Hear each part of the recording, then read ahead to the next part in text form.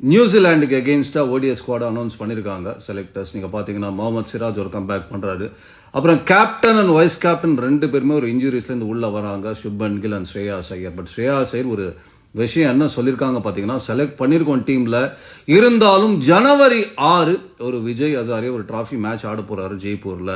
அந்த மேட்சுக்கு அப்புறம் தான் அவர் முழுமையான ஃபிட்னஸ் வழங்கப்படும் அப்படின்றது பிசிசிஐயோட சென்டர் ஆஃப் எக்ஸலன்ஸ் சொல்லியிருக்காங்க. அப்படின்றதுனால கொஞ்சம் வெயிட் பண்ணுங்க சகோ அப்படின்னு சொல்லியிருக்காங்க. ஹர்திக் பாண்டியாவும் பும்ராவையும் ரெஸ்ட் பண்ணியிருக்காங்க. ஹர்திக் பாண்டியாவுக்கு சொல்லப்பட்ட காரணம் என்ன பார்த்தீங்கன்னா, இப்போதைக்கு அவர் 10 ஓவர்லாம் போட வைக்காதீங்க, அதற்கான ஃபிட்னஸ் அவர்கிட்ட இல்லை. அடுத்த மாதம் T20 உலகக்கோப்பை வருது அப்படின்றதுனால அவர் மிகப்பெரிய துருப்பு சீட்டு அப்படின்றனால அவர் ரெஸ்ட் பண்ணி T20 போட்டிகள் மட்டுமே ஹர்திக் பாண்டியா பும்ராவும் ஆடட்டும் அப்படின்றனால நியூசிலாண்டுக்கு எகென்ஸ்டாக T20 போட்டி ஆடிட்டு அதுக்கப்புறம் பிராக்டிஸோட உள்ள போகட்டும்ன்ற மாதிரி தான் சொல்லியிருக்காங்க. அப்புறம் என்ன, நம்மளோட ஃபேவரட்ஸ் ரோக்கோவும் இருக்காங்க. நீங்க நடுவில் பார்த்தீங்கன்னா விராட் கோலி ஓய்வெடுக்க சொல்கிறார் அப்படின்ற மாதிரி ஃபேன்ஸ்லாம் நெட்டுக்கு நான் திறந்தாங்க. அதெல்லாம் ஒன்றும் நடக்காது, நடக்கவும் கூடாது அப்படின்ற மாதிரி செலக்டர்ஸ் பிசிசி எல்லாருமே சொல்லிட்டாங்கன்றனால சூப்பராக கண்டினியூ பண்ண போது அந்த காம்பினேஷன் வேற லெவல் பேட்டிங் நம்ம பார்க்க போகிறோம். அதுக்கப்புறம் பார்த்தீங்கன்னா ஒரு நண்பர் எனக்கு ஃபோன் பண்ணார். ஃபோன் பண்ணிட்டு, என்னங்க இது ஒரு தேவ்தத் படிக்கல் அந்த மாதிரி அடிச்சார், த்ருவ் ஜுரேல் இந்த மாதிரி அடிச்சார், அவங்க யாருமே இவங்க செலக்ட் பண்ணலையே அப்படின்னு கேட்டார்.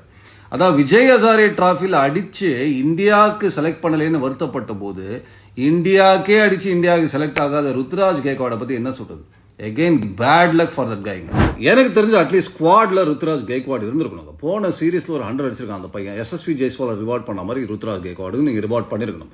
இது என்ன ஆகுதுன்னா சகோ, ஓகே நீங்க வந்து வேற ஒருத்தர் இல்லை அதனால அந்த பிளேஸ்ல ஆடினீங்க 100 அடிச்சிங்க, பட் அவர் வந்துட்டார் இடத்த காலி பண்ணுன்னு சொல்லும்போது இவர் எங்கேயோ போயிட்டு சில மேட்சஸ் ஆடி ஒரு அவுட் ஆஃப் ஃபார்ம்ல போயிட்டாருன்னா உடனே அந்த அவுட் ஆஃப் ஃபார்ம் சொல்லி உள்ள வராதுன்னு சொல்றாங்க. அப்படின்ற போது இது வந்து கொஞ்சம் நியாயம் இல்லாத மாதிரி ஒரு விஷயம் மாதிரி தெரியுது. இருக்கு எங்க வந்திருக்கலாம் நீங்க பாத்தீங்கன்னா, ஒரு நிதிஷ்குமார் ரெட்டி மாதிரி ஒரு பிளேஸ்ல வந்திருக்கலாம். அவர் 5வது ஃபாஸ்ட் பவுலர், ஒரு மீடியம் ஃபாஸ்ட் பவுலர் எதிர்க்கு. இப்ப நிதிஷ்குமார் ரெட்டியா போலிங்ல பயன்படுத்த போறீங்களா தெரியாது, பேட்டிங்ல பயன்படுத்த போறீங்களா தெரியாது, ஏன்னா ரொம்ப கீழே பேட்டிங்ல வருவாரு, 11லே ஆடுவாரா தெரியாது. அப்படின்ற போது அட்லீஸ்ட் போன சீரீஸ்ல 100 அடிச்ச ஒரு ருத்ராஜ் கேக்வாட இங்க ஸ்குவாட்லயாவது வைக்கலான்றது தான் என்னுடைய கருத்து. சார் இந்தியாவில் வந்து 5 மீடியம் ஃபாஸ்ட் பவுலர் தேவையே கிடையாது. உங்களுக்கு அந்த ஸ்குவாட்ல ஒருவேளை ஒரு இன்ஜுரியின் காரணமாக ஏதாவது தேவை ஏற்பட்டால் கூட நீங்க டக்குன்னு பண்ண முடியுமே தான். அதற்கு காரணம் ஹோம் சீரீஸ். இப்போ நீங்க அவங்க மைண்ட்ல என்ன இருந்திருக்கும் பாத்தீங்கன்னா, ஒருவேளை ஸ்ரேயாஸ் ஐயர் அந்த ஃபிட்னஸை கிளியர் பண்ணலன்னா ஆட்டோமேட்டிக்கா ருத்ராஜ் எடுத்துன்னு வந்து அங்கே உட்கார வைக்கலாம்னு யோசிக்கிறீங்க. பட் ஸ்ரேயாஸ் ஐயர் ஃபிட்டா இருந்தாலுமே அவர் 11 ஆடினாலுமே டீம்ல அட்லீஸ்ட் ருத்ராஜ் இருந்திருக்கணும்ன்றது என்னுடைய கருத்து. சார் எனிவே நல்ல டேலண்ட் நீங்க நிறுத்த முடியாது அப்படின்றதால அவருக்கும் டெஃபினட்டா பெரிய கதவு திறக்கும். பட் நீங்க இந்த டீமை பத்தி என்ன நினைக்கிறீங்க, இந்த பாயிண்ட்ஸ் பத்தி என்ன நினைக்கிறீங்க கமெண்ட் செக்ஷன்ல போடுங்க. ஹேவ் அ நைஸ் டே சகோ.